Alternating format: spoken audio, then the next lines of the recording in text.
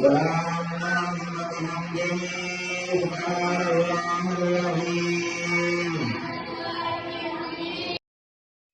குணமும் இரக்க மனமும் மலர்ந்த மாதம், நல்ல தியாக உணர்வும் நியாய குணமும் சிறந்த மாதம்,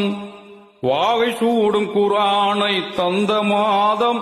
இந்த வையகமே வியக்கும் நோன்பு வந்த மாதம், பசி என்பதை யாவருக்கும் உணர்த்தும் மாதம், நல்ல பண்புடனே ஜக்காத்தை வழங்கும் மாதம், வாரி வழங்கும் மாதம், ரமலான் புனித ரமலான், ரமலான் புனித ரமலான்.